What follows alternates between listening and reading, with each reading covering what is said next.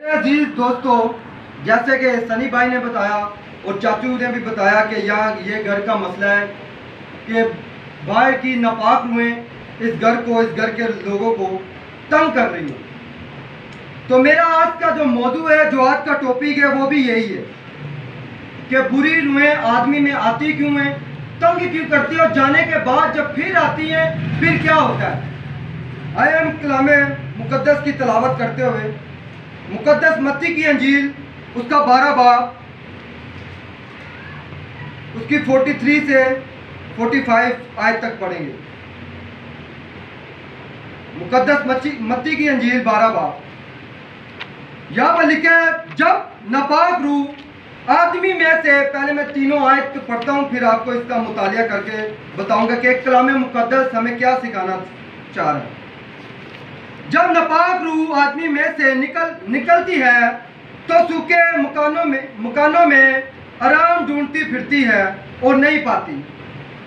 तब कहती है मैं अपने उस घर में फिर जाऊंगी जिससे निकली थी, और आकर उसे खाली और उजड़ा हुआ और रास्ता पाती है।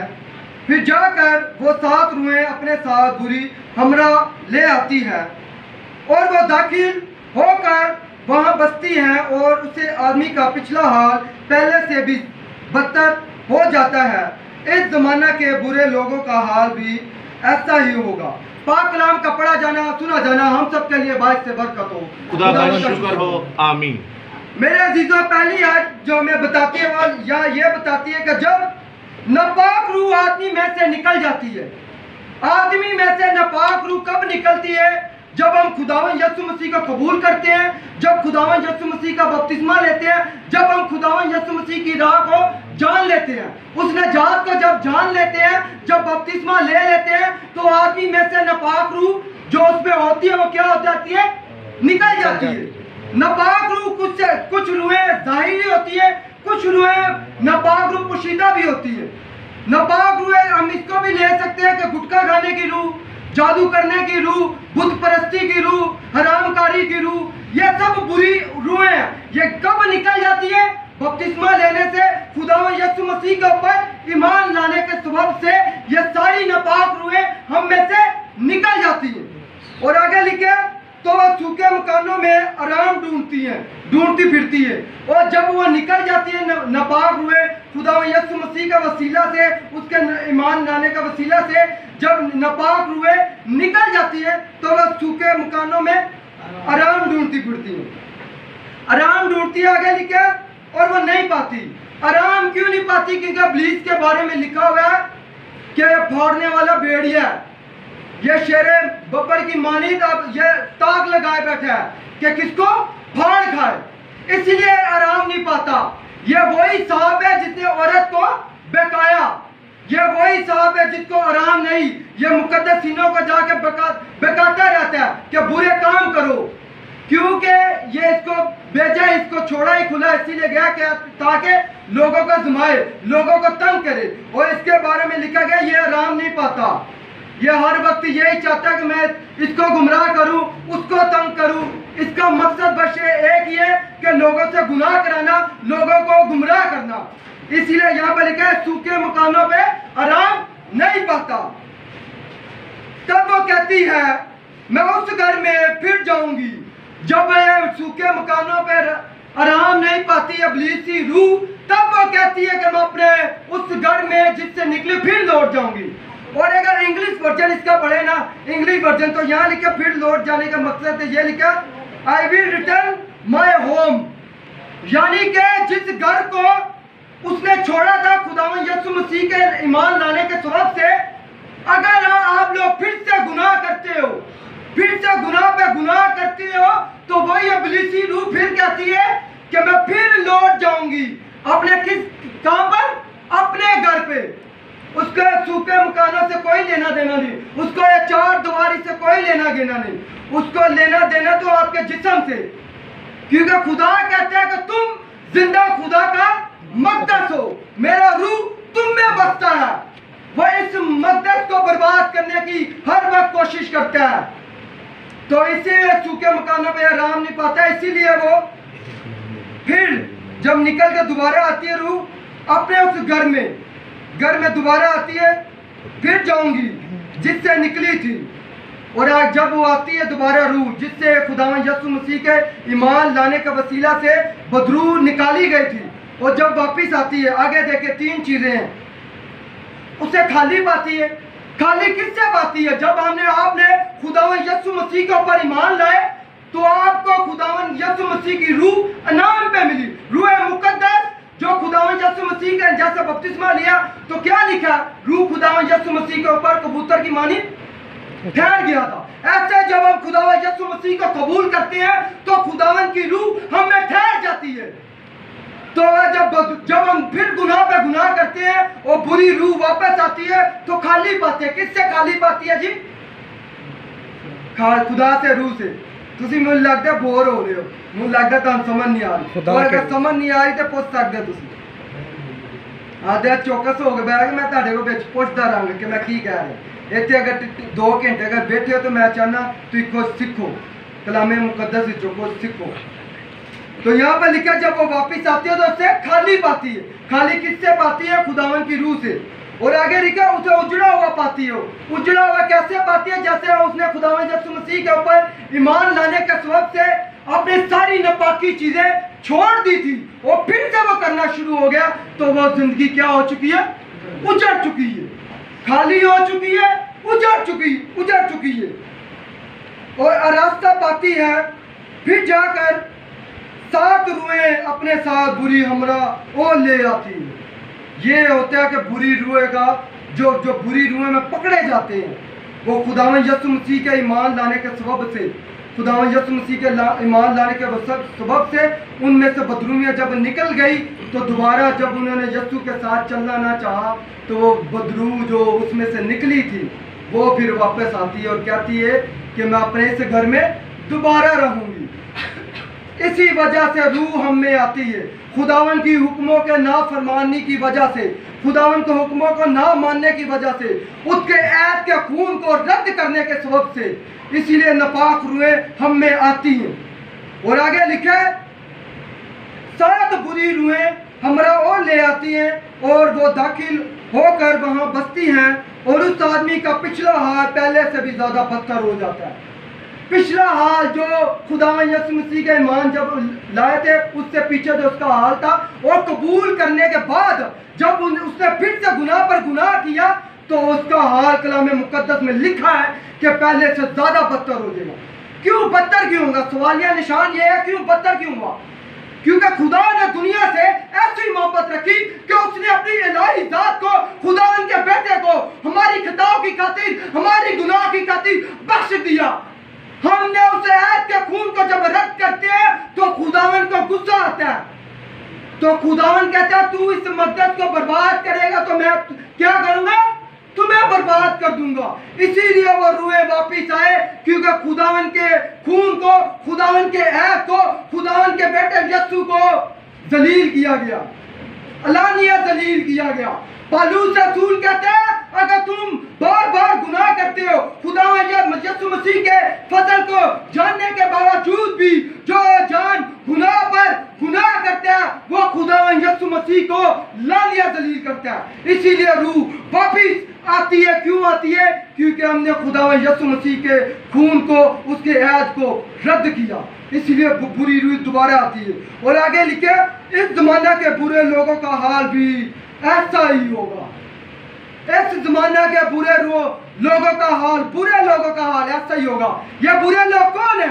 जो नजात को जान चुके हैं, जो यीशु मसीह को जान चुके हैं और फिर गुनाह पे गुनाह करते हैं।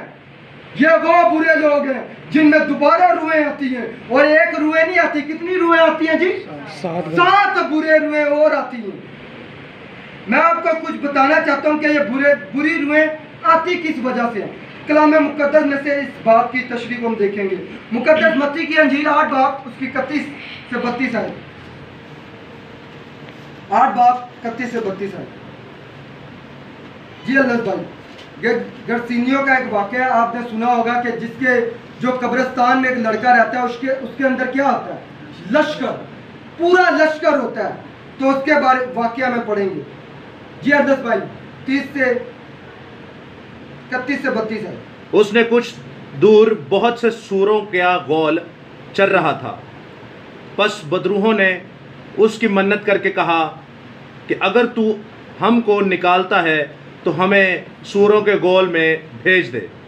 उसने उनसे कहा जाओ। वो निकलकर सूरों के अंदर चली गई। आपने जैसे सुना कि खुदा बदरूहों ने क्या कहा था, हमें किस में जाने का हुक्म दे, सूरों में। तो मैं जब इस आयत को पढ़ रहा था तो मैंने खुदावन से पूछा कि खुदावन ये सूर ही कौन, कुत्ता भी हो सकता था उस जगह, कोई और जानवर भी हो सकता है, ये सूर ही क्यों। तो खुदावन में आ गए, खुदावन भी कहता है कि जाओ चली जाओ। अब हम सूर देखेंगे और ये सूर का बहुत रिलेटिव है, ये आपस में बहुत बातें सेम है, जिसके अंदर जो दोबारा जो नापाक रूह आती है ये कौन क्यों आती है। मुकद्दस मत्ती की इंजील उसका 6 बाब, उसका 7 बाब, उसकी 7 आयत। मुकद्दस मत्ती की इंजील 7 बाब, उसकी 6 आयत है खुदावंद। पांच चीजों, 7 बाब उसकी 6 आयत मैं पढ़ता हूँ।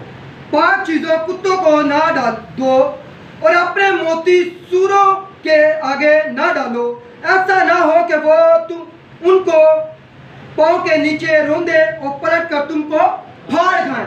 ये कलाम मुकद्दस का मोती जिनके आगे बोया गया, मैंने क्या बताया था पहले भी, नजात का ये मोती, नजात का ये कलाम सुनने के बाद जिन लोगों ने इसको रद्द किया तो ये यहाँ पर लिखा सूर उसको पैरों तले रोन देंगे। ये सूर कौन थे, ये जिसके अंदर नापाक रूहें गए थे। ये सूर ही का क्यों तशबीह की? आप लोग सब जानते हैं कि कुत्ते की गसलत क्या होती है, वो अपनी काई करके चाटता है, और सूर की गसलत क्या होती है, उसको जितना भी निरादा वो कहाँ पर जाएगी, दोबारा गंद पे जाएगी। सूर अपने ही यानी कि पोटी खाता है और उसको जितना भी निला दो ना वो दोबारा गंद में जाएगी। ये सूर की गसलत है। तो खुदावन यीशु मसीह कहता है जब मैंने तुमको पाक किया, जब मैंने तुम में से बुरी आदतों और बुरी बदरूहों को निकाला, और जब तुमने फिर से गुनाह पर गुनाह किया, तो तुम उस सूर की मानी दो, तुम उस कुत्ते की मानी दो जो अपनी काई करके चाटते हैं। इसलिए मैंने तुम पे बदरू रूहे, बुरी रूहें भेजी। जो सूर जिसको मैंने नुला दिला के साफ किया, तुम दोबारा उस चीकड़ पे गए, इसलिए मैंने तुम पे बदरूहे रूहें भेजी। आप लोग सवाल कर सकते हो क्या खुदावन बुरी रूहें भेजता है? आप लोग ये मुझसे सवाल कर सकते हो क्या विशाल भाई ऐसा ही है, क्या खुदा ऐसा ही है, क्या खुदा बुरी रूहें भेजता है? तो पहला सलातीन की किताब उसका 22 बाब उसका गालबन 19 आयत से पढ़ना है। पहला सलातीन उसका 22 बाब, ये हम देखेंगे कि बुरी रूहें बेचता कौन है। और बुरी रूहें बेचने का मकसद ये है कि हमने इस मकदस को बर्बाद किया, हमने उस नजात के कलाम को रद्द किया और दोबारा नापाकी पे चले गए। इसी वजह से खुदावन ने खुदा जो रूहें बेचता 7 गुना ज्यादा करके बेचता। इसका हवाला मैं आपको देता हूँ। पहला सलातीन 22 बाब उसकी 19 से 22 आयत तक। तब उसने कहा अच्छा तू खुदावंद के सुखन को सुन ले। मैंने देखा कि खुदावंद अपने तख्त पर बैठा है और सारा आसमानी लश्कर उसके दाहिने और बाएं खड़ा है। और खुदावंद ने फरमाया कौन अखियब को बहकाएगा ताकि वो चढ़ाई करे और रमात जल्लाद के खेत आए। तब किसी ने कुछ कहा और किसी ने कुछ, लेकिन एक रूह निकलकर एक रूह निकल के आगे सुनते खुदावन के सामने खड़ी हुई। खुदावन के सामने खड़ी हुई, एक रूह निकल के खुदावन के सामने खड़ी हुई और कहा मैं उसे बहकाऊंगी, मैं उसे बहकाऊंगी। खुदावन ने उससे पूछा किस तरह? खुदावन ने उससे बुरी रूह से पूछा किस तरह? उसने कहा मैं जाकर उसके सब नबियों के मुंह में झूठ बोलने वाली रूह बन जाऊंगी। आगे क्या लिखा? उसने कहा तू उसे बहका देगी और गालिब भी आएगी। तू उसे बहका देगी और गालिब भी आएगी। आगे क्या? रवाना हो जा और ऐसा ही कर। रवाना हो जा और ऐसा ही कर। कौन बोल रहा? खुदा बुरी रूह को बोल रहा है। क्यों बोल रहा है? क्योंकि ऐद के खून को रद्द किया। क्योंकि खुदावन यीशु मसीह को रद्द जब करता है आदमी, तब बुरी रूह खुदावन ही बेचता है। तो आज मेरे भाइयों, जब हम खुदावन यीशु मसीह में थे उस वक्त को याद करें, उस नजात के उस वक्त को याद करें, उस कड़ी धूप को याद रखें जब मसीह को हमारी खताओं की खातिर लटकाया गया था। लिखा है कि उसमें कोई गुनाह न था, वो हमारी और तुम्हारी बदकारियों की खातिर उसे सजा हुई, उसे मारा गया, उसे सताया गया। ये वो था जो कहता है कौन है जो मुझ पे गुनाह साबित करे। ये वो था जो कहता है कि पेशतर इब्राहिम था मैं हूं। ये वो था कायनात को बनाने वाला, दुनिया की नींव रखने वाला, आसमानों को तान देने वाला। ये वो था जिसकी आवाज बाप इब्राहिम ने सुनी और उसके पीछे चला। और जब उसे ऐत के खून को हम जान लेते हैं तो लिखा, तो फिर गुनाह जब करता है इंसान तो बुरी रूहें खुदा खुद बेचता है। बेचता क्यों है? क्योंकि तुमने खुदावन यीशु मसीह को रद्द किया। ये फ्री बख्शिश है, ये खुदा की तरफ से खुदावन यीशु मसीह फ्री बख्शिश है।